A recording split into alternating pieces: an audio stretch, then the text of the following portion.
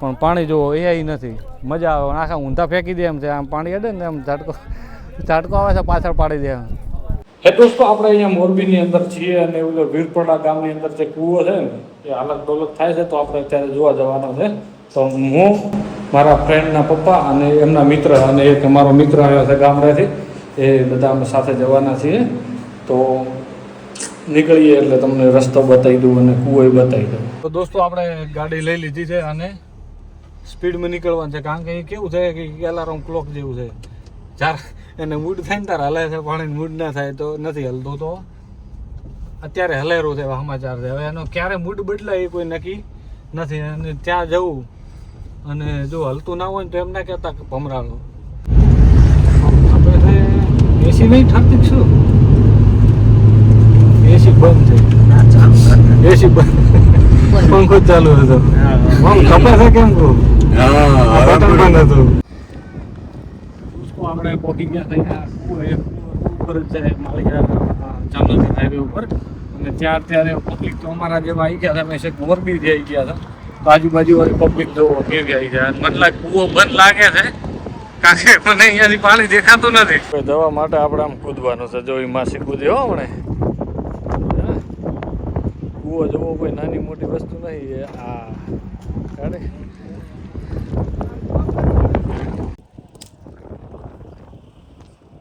લડો મળે આવું નહીં.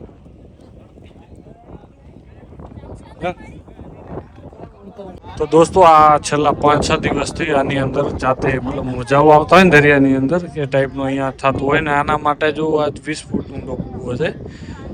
હવે આટલું બધું અને હલનચલન કરાવવા માટે હાઈ પ્રેશર પંપ જોઈએ, પણ આ વગર પંપે આ રીતે થઈ રહ્યું છે.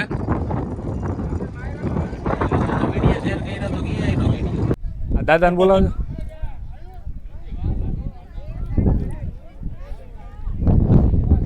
શું લાગે? કુદરતી વસ્તુ છે, કુદરતી વસ્તુ છે. ધરતીકંપ આપશે? ના ના, એવું કાંઈ નથી. હા, ધરતીકંપનું એવું કાંઈ છે નહીં, પણ આ કુદરતી કાંઈક ચમત્કાર તો છે જ. હા હા. કારણ કે પવનની આવી કોઈ તાકાત નથી. હા હા. પવન આવી રીતે હલાવી ન શકે. હા.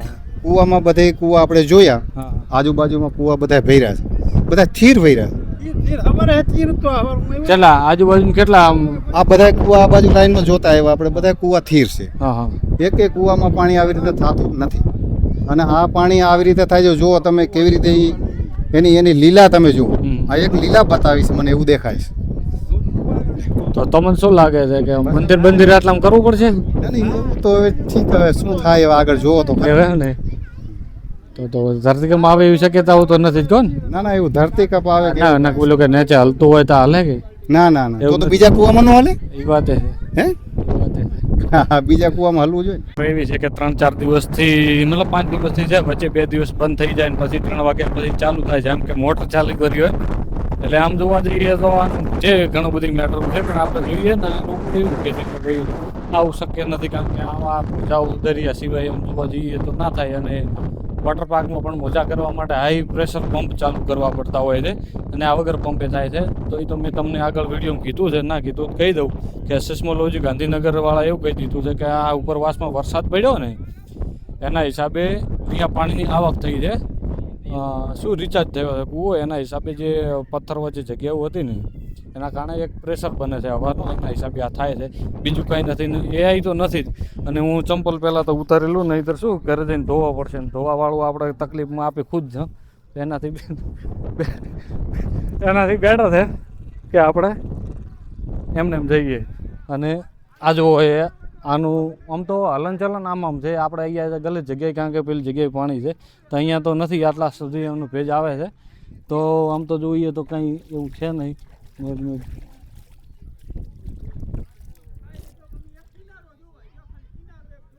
સારું મીઠું જ પાણી છે, ખરાબ નથી. પણ અહીંયા ડોળ છે એટલા માટે આપણે પીધું નથી. પહેલું તારું છે, ફોટા પાડે.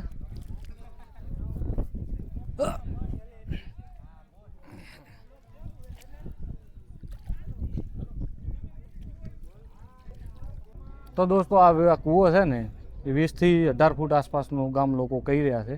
અને 8 થી 9 ફૂટ જેવું આરસીસી ભરેલું છે. એના નીચે પથ્થર હોય તો જ ભરાય, નહીંતર માટી હોય તો ના ભરાય. અંકલ કહેતા હતા, પણ જે હોય આપણે તો કઈ માનતા નથી આ બધી વાતો. તો પણ પાણી જો એ નથી, મજા આવે. આખા ઊંધા ફેંકી દે એમ છે, આમ પાણી અડે ને એમ ઝાટકો આવે છે પાછળ પાડી દે. અને અમારો કેમેરામેન અમને એમ કહે છે કે ઉતરી જાઓ તો સારું છે, તો આપણે દાવડીને ઉતરવાનું થાય છે, બીજું તો કંઈ થતું નથી. તો દોસ્તો અહીંયા એવું કહેવાય છે કે 3 વાગ્યા પછી જ આ ચાલુ થાય છે. તો મારું એવું કહેવું છે કે 2 ટાઈમનું જમવાનું નજીકવાળા એરિયાવાળા હોય, ઝાડવાની ખુશી ધરાવતા હોય, 1 ખાટલો ને 2 ટાઈમનું જમવાનું આપી દઈશું તો દર મિનિટના હું અપડેટ આપી દઈશ. તો તમને ખબર જ છે કે આપણે બનાસકાંઠાથી બિલોંગ કરીએ છીએ અને આપણે પાણીની તંગી 700 ફૂટી છે ને અહીંયા કૂએ પાણી છે, તમને આજ બતાવી દીધું. પણ આમને જમીનને જરૂર નથી, તો જ્યાં પાણી છે એ પાણી જરૂર નથી, પાણીની જરૂર છે ત્યાં પાણી નથી. કુદરતે પણ કર્યાવાળું કર્યું છે ને અહીંયા આજુ મને એમ છે કે જો વરસાદ આવેલો ને 2 દિવસ તો અહીંયા હું આમ દોડો તો સામે શેઠે ના પોવો, કારણ કે વચ્ચે જ આટલા જતા રહે એમ. આ અત્યારે હું આજુ આ જો હવે આ ચપ્પલ કાઢવું પડે છે, એટલે આવી હાલત છે આ ચપ્પલ. એટલે ભાઈ કુદરતે અમને પાણી આપ્યું છે તો જમીન આપી છે ચીકણી, અને આપણે પાણી ઓછું આપ્યું છે તો જમીન આલી છે મસ્ત. બસ આટલું જ. હવે પેટલું કેટલું બોલવું થાકી. તો મારો ભાઈબંધ એમ કહે છે કે આપણે માટી લઈને આમ કરીએ ને તો હાથ પીળા થાય છે, પણ મારો થયો નથી, હું ધોઈને બતાવું છું. અને મારો કેમેરામેન મારો ભાઈબંધ છે, ગામડેથી લાવેલો છે, એને હવે મારે કંઈ કહેવાય એમ નથી. મેં હળદરવાળું શાક કરીને ખવડાવ્યું તો એને ક્રેડિટ નથી હાલતો, આપણે અહીંયા જોઈ લઈએ જ. હાલે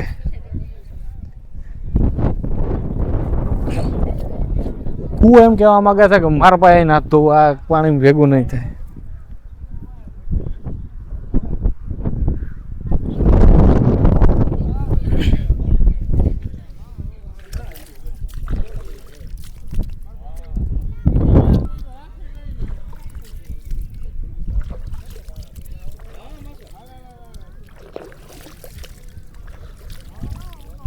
ઝૂમ કરી દે, બારે આવતું હતું એના કારણે એવું. એટલે ટકરાતું હશે કે મતલબ આજ 1 ફૂટ નેચું પણ 1 ફૂટ જ બાકી રહેશે તો ઉપર જતું રહે તો કાંઠા ઉપર લગાડી જતો ને આમ જ હાલે.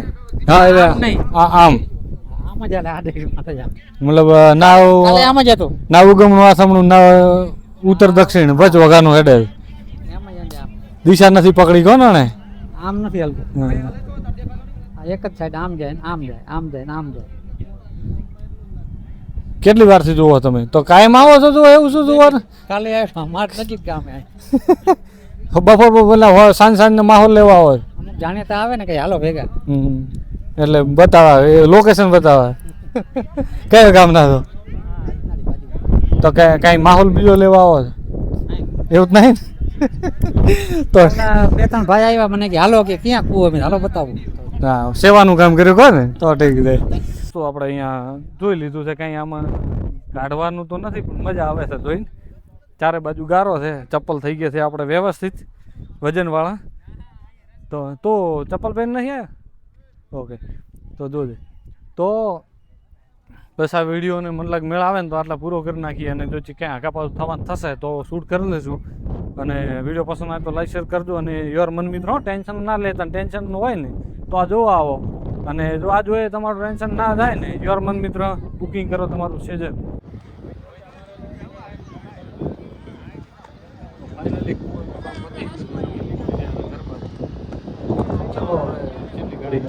લાવો કેમ હાલે છે?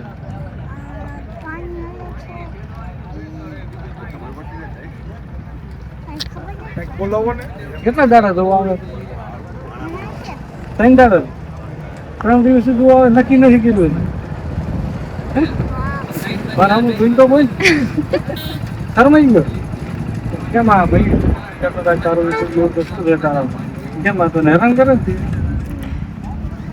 બહુ બોલે એકદમ અહીંયા બંધ થઈ ગયો બોલે છે, વધારે ખાય છે, વધારે એવું છે ને બધું.